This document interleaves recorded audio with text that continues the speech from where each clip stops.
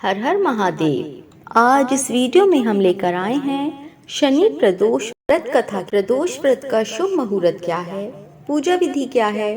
भक्तों, भाद्रपद माह में आने वाला प्रदोष व्रत का महत्व काफी ज्यादा होता है।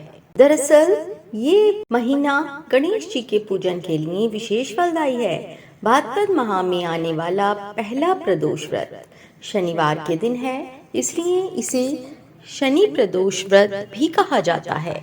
प्रदोष व्रत में भगवान शिव और माता पार्वती की पूजा अर्चना की जाती है। इस व्रत में प्रदोष काल में पूजा करने का विशेष महत्व है।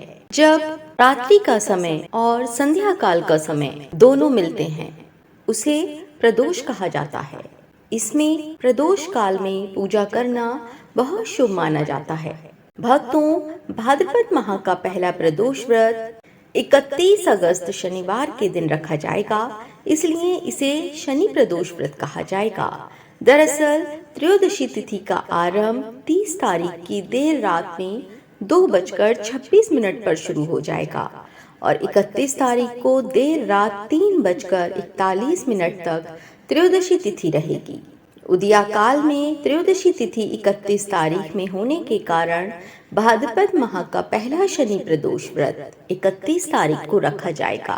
प्रदोष व्रत के शुभ मुहूर्त की बात करें तो शनि प्रदोष व्रत के दिन शाम में 5:44 से 7:44 तक पूजा के लिए सबसे अच्छा मुहूर्त है। इस दौरान प्रदोष व्रत की पूजा करना सर्वोत्तम और फलदायी रहेगा। अब आइए जानते हैं प्रदोष व्रत की पूजा विधि क्या है।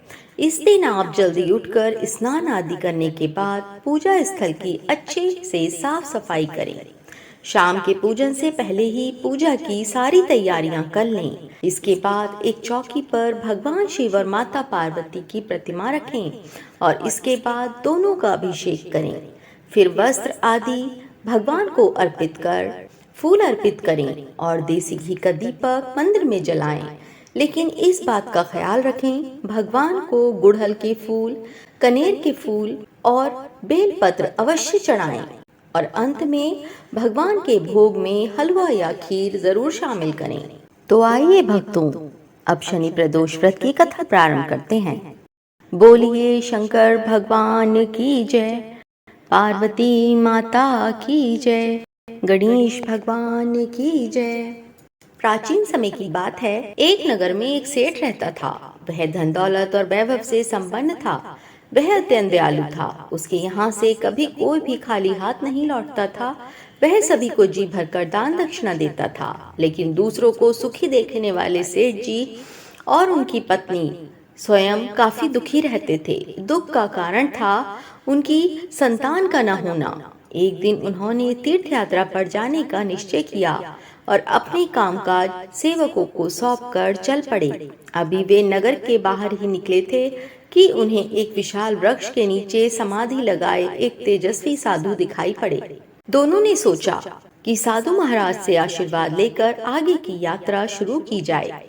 पति पत्नी दोनों समाधि में लीन साधु के सामने हाथ जोड़कर बैठ गए और उनकी समाधि टूटने की प्रतीक्षा करने लगे। सुबह से शाम हो गई और फिर शाम से रात हो गई, लेकिन साधु की समाधि नहीं टूटी। वह ध्यान मग्न रहे और भगवान में ही अपना ध्यान लगाए रहे। मगर सेठ पति पत्नी धैर्य पूर्वक हाथ जोड़े बैठे रहे। अंततः अगले दिन प्रातः काल साधु समाधि से उठे। पति पत्नी को देखकर वह मंद मंद मुस्कुराए और आशीर्वाद स्वरूप हाथ उठाकर बोले, मैं तुम्हारे अंतर मन की कथा भांप गया हूँ वत्स। मैं तुम्हारे धैर्य और भक्ति भाव से अत्यंत प्रसन्न हूँ। साधु ने संतान प्राप्ति के लिए उन्हें शनि प्रदोष व्रत करने की विधि समझाई। तीर्थ यात्रा के बाद जब वह दोनों सेठ सेठानी घर वापस लौटे तो उन्होंने नियम पूर्वक शनि प्रदोष व्रत करना आरंभ कर दिया। कालांतर में सेठ की पत्नी ने एक सुंदर पुत्र को जन्म दिया। शनि प्रदोष व्रत के प्रभाव से उनके यहाँ छाया अंधकार लुप्त हो गया। दोनों आनंद पूर्वक रहने लगे। बोलिए गणेश भगवान की जय, शंकर भगवान की जय, पार्वती माता की जय। भक्तों, यदि आप शनि प्रदोष व्रत कर रहे हैं तो आप इस कथा को अवश्य सुनिए। कथा करने से आपका व्रत पूर्ण माना जाता है और कथा ना करने से व्रत अधूरा रह जाता है।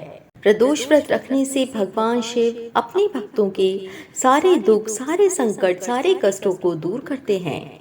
अगर आप भी भगवान शिव की कृपा पाना चाहते हैं तो अपने व्रत में कथा का पाठ अवश्य करें। और अगर आपको हमारी वीडियो अच्छी लगी हो तो चैनल को सब्सक्राइब, वीडियो को लाइक और शेयर करें। धन्यवाद।